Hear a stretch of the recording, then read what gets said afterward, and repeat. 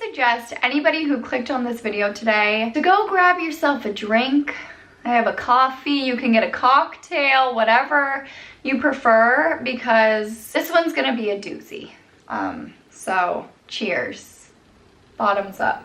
Hey guys, welcome back to my channel. If you're new, I'm Goldie and this is the Lazy Ballerina Club. Today's video, we are talking about something real heavy, probably the most traumatic thing that I've ever experienced, and I know for a fact that my boyfriend Neil has ever experienced. I am going to be sharing the time that my boyfriend Neil discovered that he had a brain tumor. Bear with me. If my thoughts are all over the place, I apologize. I think the easiest way to start sharing this experience is to go way back and talk about how Neil and I actually met and how our relationship got started. Neil and I have been together for 3 years. Our anniversary is Cinco de Mayo. I was living in Kansas City and he was living in Boston, so the first year and a half of our relationship, we were long distance. And right before COVID, I moved to Boston and we're living together and we survived the pandemic together. Neither of us want to kill each other, which I think is a really great sign. But let's go back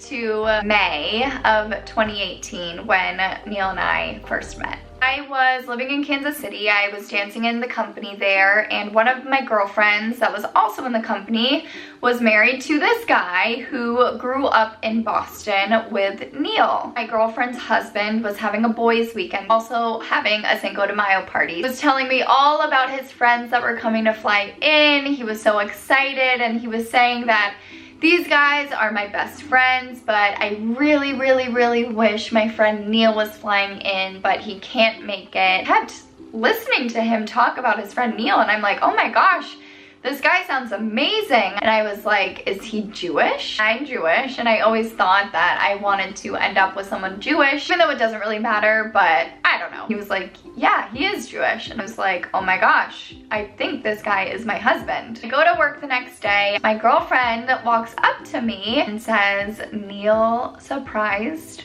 her husband and he is going to be at the party tonight. Game on, it's happening, we're gonna be together. I was thinking that Neil was hearing all about me the same way that I was hearing all about him. I walked into that party pretty hot.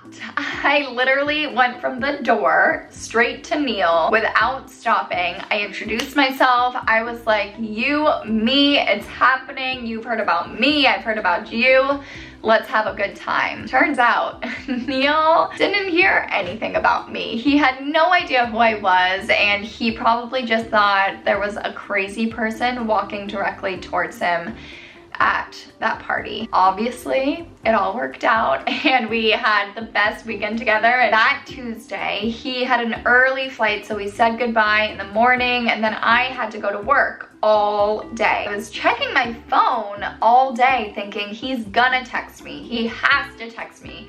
We just spent the weekend together and nothing. Did I think this weekend was more than it was? Like, did he have a good time? I can't believe he's not texting me. I caved and I texted him first. I was like, did you forget about me? What's going on? So I go home, it's like 11 p.m. at that point, and when I walk up to my apartment door, there were flowers from Neil. After those flowers, he flew back to Boston on a Tuesday, and then a week and a half later, he was back on a flight to Kansas City, and we spent about 10 days together. And on that second trip, I feel like it was very clear to both of us that this was going to be a long-term thing. I'm telling you all of this and I'm sharing our story just to give you a little bit of a timeline to go back into the real reason for this video today. My birthday is June 22nd, and between May and June, he was coming to Kansas City. I was flying to Boston. We were falling in love. It was all very romantic and exciting, like any new relationship typically is. On my birthday, he came into Kansas City and we were spending the day together, and woke up that morning and he looked at me and he was like, "Ugh, I don't feel well." Something was off. And I was like, okay, well, no pressure. We don't have to do really anything today. I just want to hang out with you. Let's chill on the couch. We'll get some breakfast. All good. That next day, he woke up and he was throwing up in the morning. And I was like, okay, that's a little funky. He shared that throwing up for him was like a normal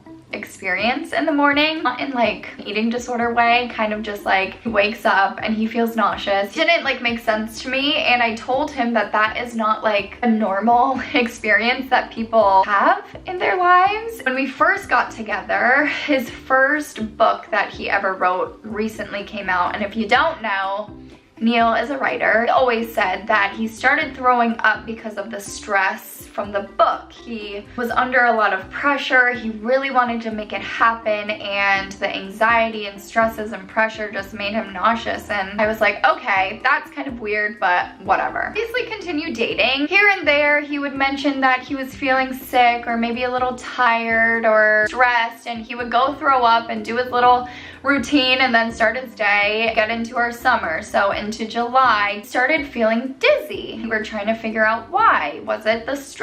I'd wake up in the mornings and it would feel pretty intense in the mornings, and then later on in the day, it would kind of like calm down. So we didn't really put much focus into it. We got into August and then it was a little more intense, and I would roll over and he would be in like a full cold sweat, go throw up, and feel a little bit better after that. It just kept getting worse and worse and worse. He started to get a little concerned. I definitely was concerned because none of that is normal. So he started going to his primary doctor, and one doctor said it might be vertigo, and they prescribed him Dramamine for kind of like motion sickness, and other doctors said it was maybe like an inner ear infection. Another person said maybe it's your anxiety. Every single doctor just said it's probably nothing, it's probably vertigo, here's some Dramamine or take some Advil, clean out your ears, there's nothing to worry about. Even Neil and I were just looking at each other like, okay, well, I guess if the doctors are saying it's vertigo, or if the doctors aren't concerned, then I guess we should just relax and it's probably nothing serious. Let's fast forward to September. And again, we met in May, June, July, August, September. That is 5 months into a new relationship and a long distance relationship. In September, we actually had a wedding. One of his best friends was getting married and he was a groomsman. He woke up in the morning and his cold sweat and dizziness was pretty intense. I rolled over and I saw him in like a child's pose with his eyes down, drenched in sweat. The pillowcase was drenched. At this point, we were still under the impression that it was vertigo because every doctor that he went to see said it was vertigo and that it was nothing to worry about. Boston has some of the best doctors in the world, so we believed them. That wedding in September was a turning point. I was freaking out. I had been freaking out the whole time. That wedding weekend, we looked at each other. We were like, something is wrong. Now we're into October. When we got to October, I remember FaceTiming Neil and he wouldn't even be able to look at the screen because if I was pixelated at all, it would make him nauseous, or if it froze or the light from the phone was too intense. I'll never forget one night I FaceTimed Neil. He was under the covers in his bed. All the lights were off. It was pitch black and he was like, want to talk to you, but I just can't look at my phone or have any lights on or else I'll throw up. I have a migraine, I can't see straight, I feel like the whole room is spinning. At the time, I was still dancing with the Kansas City Ballet and we were rehearsing for our season premiere performances. We were doing The Wizard of Oz. It was a brand new production, new sets, new music, new costumes. It was like this huge ordeal. I was just in the core. I wasn't doing Dorothy. I wasn't anything exciting. It was a 5'7" munchkin in The Wizard of Oz. I'm in the middle of rehearsals. Neil is under the covers in Boston with the lights off, throwing up and thinking he has vertigo. Neil finally begged his doctor to schedule an MRI. It was October 17th when he had his MRI appointment. I remember it like it was yesterday. I woke up, I went to work, we texted in the morning. His appointment was like at 10 a.m. Boston time. I was in rehearsal. We called each other and said, all right, good luck today. Let me know how it goes later. I'll be in rehearsal, but I'll have my phone on me. It was casual like that. I wasn't really concerned that they were gonna find anything serious. He wasn't really concerned. I texted him saying good luck. Text me or call me after and I'll be at work. I had my rehearsal, checked my phone after. I had like a little bit of a break, probably like 30 minutes before my next rehearsal. I saw that I had 2 missed calls from Neil. So I text him and say, hey, how was it? Let me know, I'm in rehearsal, I can't really talk. Immediately tries to call me again. And I'm like, okay, that's kind of weird. He knows that I can't answer my phone. So I kind of just go down the hallway, answered super quickly. Hi, how was it? How do you feel? What's going on? The tone of his voice as soon as I answered the phone was different. He asked me if I could talk and I said, not really. Can you just tell me the results so I can like breathe and go back into rehearsal? He's like, actually, I need you to talk on the phone. You need to find a place. Stepped outside for a second and he said that they found a mass on his brain and he will be immediately rushed to the emergency room into immediate brain surgery. I will never forget that phone call. I didn't even really comprehend the words that he was saying to me and I just immediately started crying. I went into panic mode. What does that mean, a mass on your brain? What on earth just happened? And again, I had rehearsal to rush back in. I was freaking out because I didn't have more information and Neil didn't have more information. For the next 5 hours, we didn't have answers. It was just the scariest day of our lives, or so we thought. Only about to get scarier. I had a long break from my rehearsal before I had to get to the theater that night. Neil didn't have all the information in Boston and I didn't have the information in Kansas City. You are told news like that, 5 hours feels like an eternity. Neil finally calls me and it was a brain tumor. He had an ependymoma, which is typically found in children. It's a pediatric tumor,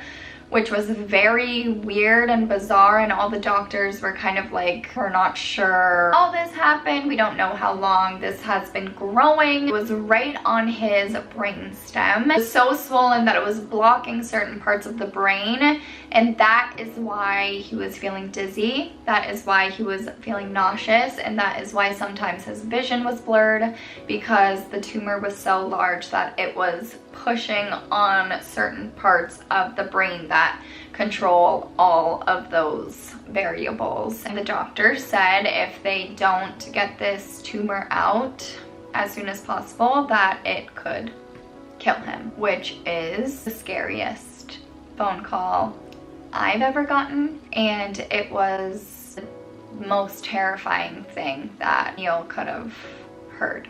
And again, I'm in Kansas City, Neil is in Boston. We've been together 6 months at this point, and we both knew that we were the people we wanted to be with forever, and I just felt so far away. He was then immediately sent to the ICU to go into immediate brain surgery. I'm thinking, how on earth will I be performing in The Wizard of Oz as a munchkin in Kansas City when my boyfriend that I want to spend my life with is in a bed in the ICU with a brain tumor before he goes into life-threatening surgery? I didn't give a fuck about The Wizard of Oz. I understand the mentality of the show must go on, but something so huge like that happens, everything is set on pause. I didn't care if I was fired for not performing. I didn't care about the show. I didn't care that no one knew my part and I didn't have a cover to go in for if I wanted to go to Boston. All I cared about was going to Neil as fast as possible. But I go to the theater, perform that night, and I remember sitting on that stage in my costume, performing The Wizard of Oz, I was a shell of myself. I was sitting on that stage thinking, what am I doing? I need to be in Boston. I had a 10 a.m. show the next morning. Started looking at flights. I was thinking, I need to get out there tonight. I'll make it there before surgery. And at that point, Neil was planning on having surgery the first thing in the morning. God forbid something happens and that was the last time we saw each other, or you know where my head is going. I would never be able to live with myself. And I just had to get there. As I was looking at flights and as I was trying to figure out a way to get there, Neil's surgery was postponed for the day after. Neil didn't feel comfortable just getting rushed into surgery with a random doctor that he's never heard of. His family tried to get the best doctor to take care of the surgery. That chief of neuro brain surgery, whatever his title was going to perform the surgery the day after, which gave me a little more time to get there, and it gave Neil a little peace of mind that he knew that he was going to be in the best hands possible for that surgery. Next morning happens. I was up all night. I couldn't sleep. I was on the phone with Neil. I was on the phone with my parents. I was just trying to figure out what to do. A 10 a.m. show, and at this point my artistic director didn't know anything. I had to tell him that I was leaving the performances immediately and that I was not going to be back for any other performances. I won't go into the details of that conversation because I don't want to. Looking back, I understand that his priority was the show. I understand that I was making things a little difficult, but in my head I was thinking, how on earth am I feeling guilty for putting life first? The Wizard of Oz is the Wizard of Oz. The person that I'm in love with has a brain tumor and I need to get there. Put up a fight and I booked a flight, and I didn't listen to any person telling me that I shouldn't go, or maybe I should wait after shows, or the show must go on, you gotta get through these shows and then you can make it to Neil and he'll be out of surgery and then you can comfort him. I wasn't having any of that. My fake eyelashes still on. I have glitter on my face from the earlier show, and I'm on the flight to get to the hospital. I land in Boston. At this point it's like 7:30 p.m. and Neil's surgery is at 6 in the morning the next day. I remember asking the Uber driver, how long is this ride to get to the hospital? I need to be there yesterday. He told me 40 minutes. My heart was racing, my throat was tight, and I was just trying to get to him as fast as possible. I'm going to remind you that we've only been dating for 6 months. I hadn't met his family. I barely met his friends. We were long distance and it was still early. I get to the ICU and I'll never forget this moment. His dad was standing in the hallway, who I've never met before. I have fake eyelashes still on, and I immediately hug him and he rushes me into the ICU through the little doors, and Neil's room was directly across from that entrance. I walk through the doors and I see him through the window into his room across the way. He's in the hospital bed and his room is filled with friends and family, and we see each other and he starts smiling.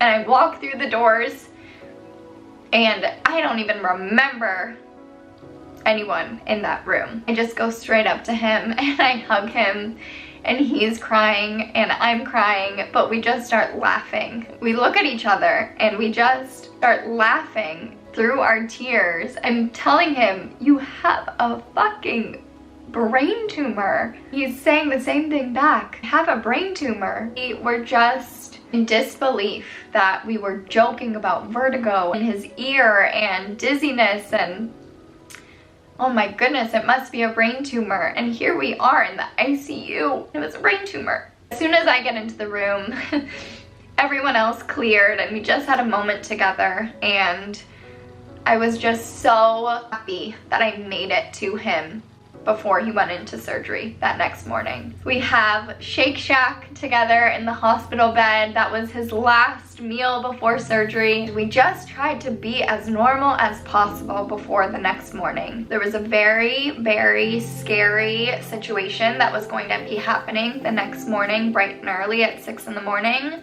But in that moment, Neil and I were together. We were having Shake Shack, laughing, we were talking, and we felt like us. And that's all that mattered.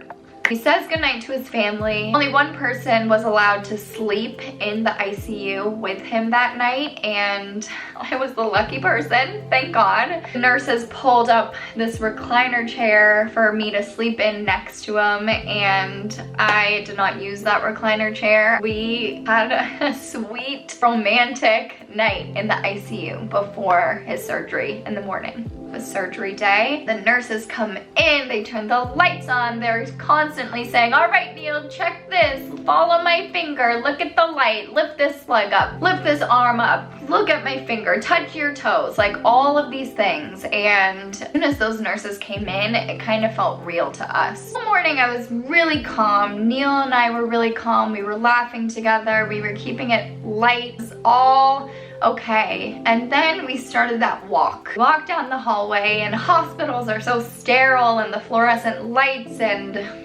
there's nothing warm and fuzzy about a hospital. I'm holding his hand on one side and his mother, and I can't even remember who else was on the other side. And then there was a moment where we got to these two doors where only I was able to continue walking just for a couple more moments with him, and we hugged and we kissed. We told each other that we loved each other, and he went into surgery. Before he went into surgery, the doctors were telling us that it was probably going to be a 12-hour surgery. They have to cut his head open. He has to go behind the brainstem, and I don't even want to know any of the details, but said that it might be a really, really long 12-hour surgery. So that is what we were prepared for, and we got nice and comfortable in the waiting room all together, and we just sat and prayed and waited until it was all over. Quick 2.5, 3 hours later, we see a doctor enter the waiting room, and I immediately started panicking. I was thinking in my head,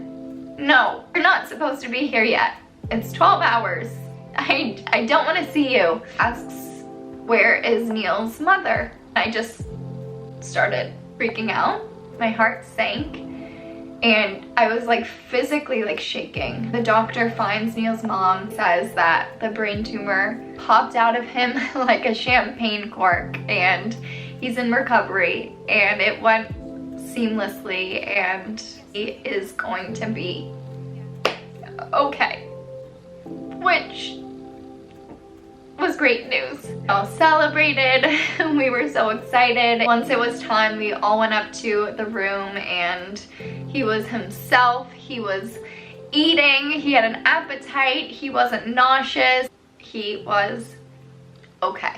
I won't go into all of his recovery and all the symptoms after his surgery. Maybe I'll make a part 2 to this video, because I can't even imagine how long this video was going to be. But I had to do 6 weeks of radiation. I had to work with a speech pathologist after surgery. His eyes were crossed for weeks and weeks. He was seeing double. He had to wear an eye patch, and he was learning how to walk after surgery again. I don't really want to go into all of those things. If you're interested and if Neil feels comfortable, I can talk about it in another video, but that's not really the point of today's video. Probably wondering why I'm deciding to do this video on my channel today, and the day that I'm recording it is October 19th. October 19th marks 3 years since his brain surgery. I started my channel to talk about mental health in ballet, talk about human first,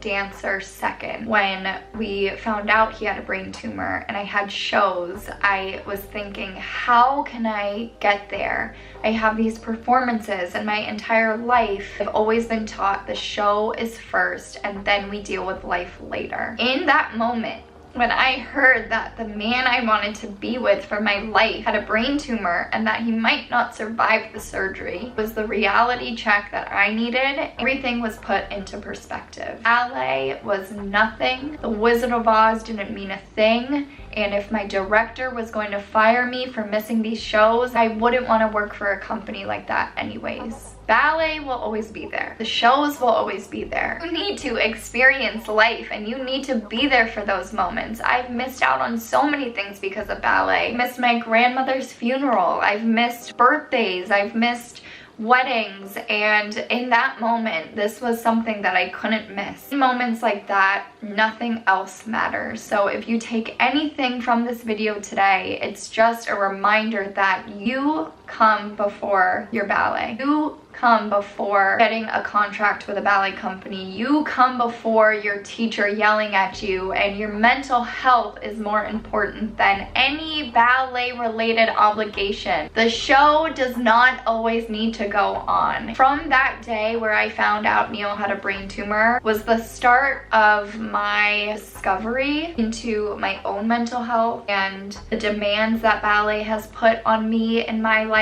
and some of the things that I have sacrificed because of it that I was not willing to sacrifice anymore. I did not need that big of a reality check. I definitely could have used something a little less dramatic and serious than, you know, having a brain tumor, but the moral of the story is life is more important. I'm sorry this was such a doozy. I appreciate everyone who has stuck by this video all the way through. I can't even imagine how long it is. My camera is about to die, but Neil is brain tumor free. He is perfectly healthy. We are happy together and life is okay. I am sending love to anyone watching this video that has experienced anything like this. You're gonna get through it, and I'm just so grateful that we're okay. Life is crazy. Thank you for watching. I'm gonna leave it there. I'll talk to you soon. Bye guys.